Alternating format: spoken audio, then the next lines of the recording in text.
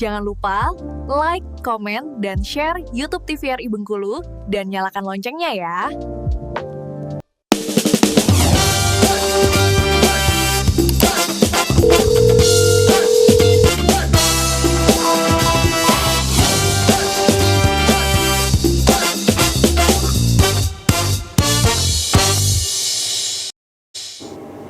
Baik pemirsa, terima kasih Anda masih bersama kami di Dokter Kito Bersamo Kito Sehat. Kita lanjutkan perbincangan kita masih terkait dengan kegawat daruratan ilmu bedah anak. Kalau misalnya dari Dokter Elsa nih dok, saya pengen bertanya, kalau misalnya anak tersebut mengalami nyeri perut dok, gimana sih kita membedakan bahwa itu hanya nyeri perut biasa atau mengarah ke kegawat daruratan dokter? Kalau kami di Vaskes sih biasanya kami ngelihat dari tingkat nyerinya juga ya, skala nyerinya dari si anaknya, kondisi si anaknya juga. Tapi biasanya sih Mbak Sipa, yang orang tua yang datang ke puskesmas dengan kondisi anaknya kolik abdomen ya kita bilangnya ya, nyeri perut itu biasanya yang masih nyerinya itu kadang yang hilang timbul atau yang nyerinya skalanya masih 6 ke bawah atau 5 ke bawah. Karena proses puskesmas ya, daftar dulu, antri dulu. Tapi kalau memang yang nyeri koliknya yang berat, biasanya mereka lebih memilih ke IGD rumah sakit. Kalau biasanya nuansa di puskesmas itu seperti itu. Atau bahkan kalau memang tidak tertahan juga, biasanya akan kami segera layani dan kami lihat kalau memang sudah yang nyerinya nyeri sekali, apalagi anak-anak kan tidak bisa menahan yang nyeri yang begitu lama seperti itu ya. Biasanya kami sarankan langsung ke IGD rumah sakit. Oke, berarti memang kasusnya di puskesmas ini biasanya memang yang nyeri biasa aja ya dok ya. Kalau misalnya memang udah gawat darurat, biasanya langsung ke IGD rumah sakit. Baik dok, kita lanjutkan lagi nih dok, sifat ke Dokter Wahyudi terkait dengan benjolan ataupun tumor ya dok di anak-anak. Tadi mungkin kasusnya sampai ke limfangioma ya dok ya. Kalau untuk kasus lain biasanya benjolan apa aja sih dok, kegawat daruratan yang termasuk pada anak-anak dok? Yang paling sering datang ke kita itu dengan benjolan warna merah, bahkan warna kehitaman atau hemangioma kita menyebutnya ya. Hemangioma itu termasuk gangguan malformasi pada vaskuler ya, atau bahasa awamnya tumor pada pembuluh darah. Namun memang sifatnya jinak, tetapi dia bisa bertumbuh atau berkembang, melebar, meluas terus di daerah tempat penetrasi dari si tumor itu. Dan juga kita, apakah itu dilakukan pembedahan? Sekali lagi, untuk kasus limfangioma, kasus hemangioma, kami terutama pelayanan bedah anak di Bengkulu sudah mulai meninggalkan untuk tindakan operatif. Sehingga hanya diberikan penyuntikan injeksi skleroterapi saja. Dan apabila dengan skleroterapi itu responnya kurang baik terhadap si anak, barulah tindakan operatif yang kami tempuh. Begitu. Berarti memang nggak seluruhnya dilakukan tindakan operatif ya, tentunya tetap dengan pertimbangan ya dok ya oleh dokter spesialis bedah anak tentunya.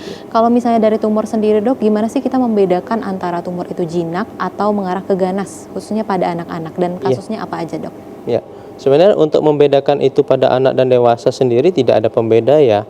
Hampir sama cara pemeriksaan, cara bentukan dari sifat dari si benjolan itu sendiri. Namun untuk kita ketahui, apabila tumornya itu tumbuh dengan membesar dengan cepat, kita harus mencurigai ini kemungkinan ada keterlibatan suatu karsinogenik atau sifatnya yang ganas.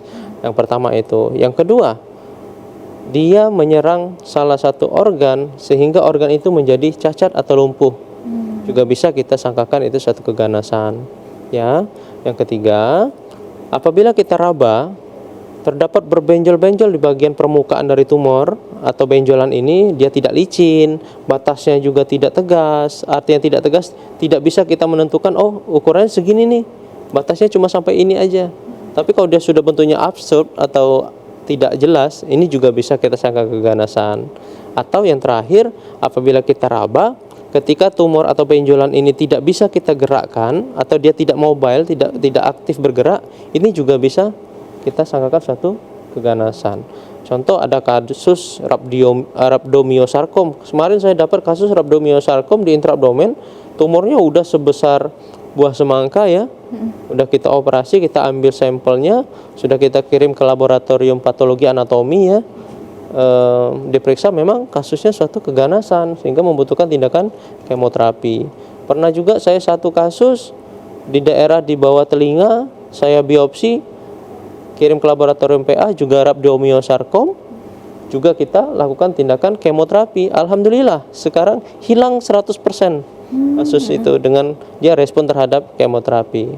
Oke, berarti bertambah lagi ya dok nih. Tadi kolaborasinya terhadap dokter obgyn dan dokter anak, sekarang bertambah ke dokter patologi anatomi kalau misalnya Iya untuk betul, tumor ya, dok, ya. atau patologi. Mungkin boleh kita lanjutkan ya dok ya untuk slide-nya dokter. Silakan dokter. Ya, kita lanjut.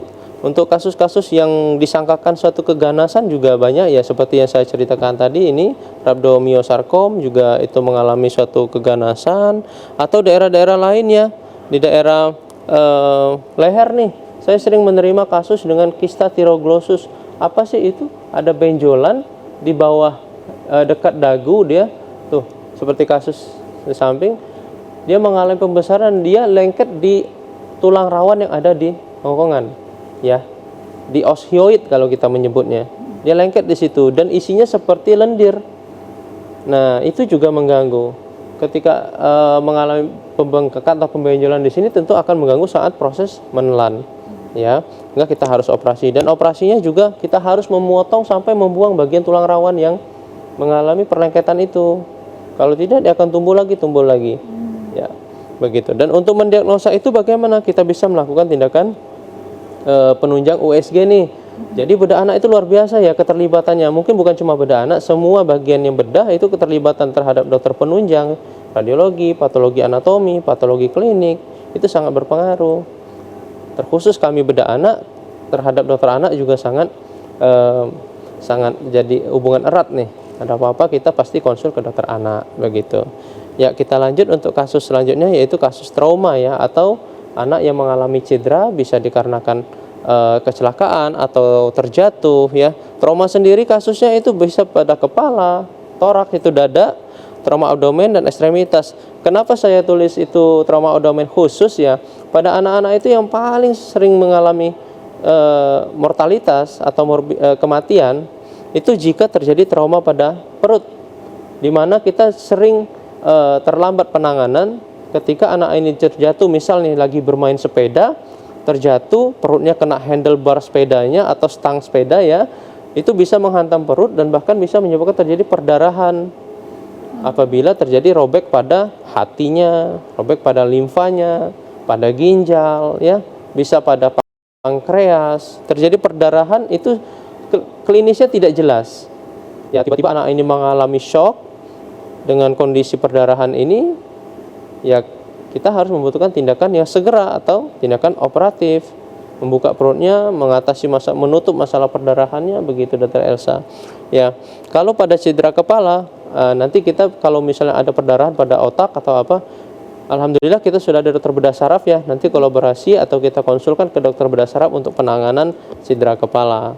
Untuk trauma torak, nah ini juga terakhir saya dapat pasien dengan kecelakaan mengalami suatu pneumotorak, di mana ada udara yang terperangkap di luar paru-paru tetapi di dalam dinding dada, sehingga kita harus butuh penanganan cepat, yaitu dengan pemasangan water cell drainase atau chest tube atau WSD ya bahasa ininya ya, sehingga harus disegerakan. Nah, apabila kita terlambat sedikit saja untuk kasus trauma, mortalitas atau kematian akan meningkat pada kasus-kasus pada anak. Oke, begitu. berarti waktu juga sangat diperhitungkan ya dok ya dalam kasus bedah anak khususnya. Baik dokter, akan kita lanjutkan terkait dengan trauma masih setelah jeda iklan berikut ini ya dok ya. Baik pemirsa, akan kita lanjutkan perbincangan kita masih terkait dengan kegawat darurat setelah jeda iklan berikut ini. Tetap bersama kami di Dokter Kito Besamo Kita Sehat.